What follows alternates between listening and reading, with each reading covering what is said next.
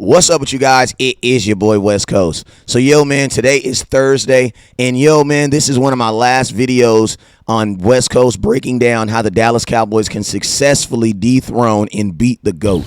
That is Tom Brady. And why I put emphasis on that, because out of the last years that Tom Brady's been in the NFL, we've had 6 opportunities to play him, and we have not beat him not one time. So yes, this is about the Dallas Cowboys finally beating the GOAT. And I have some tips that the Dallas Cowboys need to do to ensure that we get this task done. So yo, I want you guys to hit that like and subscribe button. I'm gonna try to go fast because I want to keep this video short. So make sure you guys hit that subscribe button, that like, and let's get right into it, okay?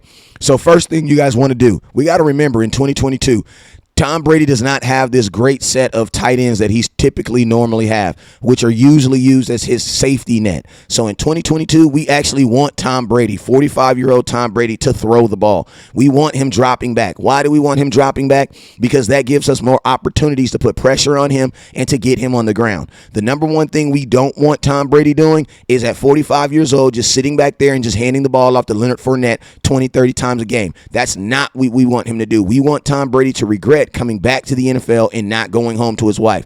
And we're going to do that by what? By making him throw the ball and taking the run game away from him, putting him in more obvious pass plays. Next thing we got to do. We all have heard about Tom Brady getting the ball out fast. That's just what he does. He's 45 years old. Man, you don't play in the league that long getting hit a bunch of times. It's just not possible. So what does Tom Brady do? He gets the ball out fast. So defensive tackles. And I'm not even just talking about Osia Odighizuwa or Neville Gallimore. I'm talking about every single person in the goddamn defensive tackle room. Because listen, Tom Brady's going to probably play 60 to 70 plays. So you're going to need more than just 2 guys. So every single person, Tristan Hill, everybody that's a defensive tackle, this is going to have to be a rotational thing that we're going to have to do. Everybody get your damn hands up. Why? Because if he's getting the ball out fast, that means there's going to be a good chance that you guys might be able to get a hand on the ball and get the ball up in the air and into play. I'm going to be honest with you guys. I could easily see a defensive tackle tipping the ball and one of our linebackers getting an interception off of a tip drill. But the number one thing we got to do is get the ball up, get your hands up, get that ball tipped up, or worst case scenario, knock the ball down. You feel me? Next thing. I was already kind of talking on this, but the entire defensive tackle room has to hit Tom Brady. There has to be a team effort on the defensive room, and that's the defensive tackles, man, to put a good opportunity of getting him on the ground each and every time. Listen to me, man. Tom Brady's 45 years old. The reason why he came back to the NFL is because he feels comfortable. We have to make him feel uncomfortable. We have to make Tom Brady regret coming to a football field and not going back home to his wife. I'm going to just be honest with you. So defensive tackles, take your shots. And I'm going to tell you this right now. I'm not going to say it on my video because I don't want to get in trouble. But if you get a penalty for hitting Tom, I'm not tripping. All right? Just hit his ass. At the end of this game, his uniform cannot look the exact same way that it started, and that is clean. Next thing, I'm going to tell you guys this right now. I'm a cornerback, and this is something I believe in. Bruh, Tom Brady is too damn smart for us to be out here trying to freaking run zone coverage. We got to play some man. The reason why we got to play more man is because we got to get our DBs, who I believe can play with their wide receivers. I believe our DBs can play with their wide receivers.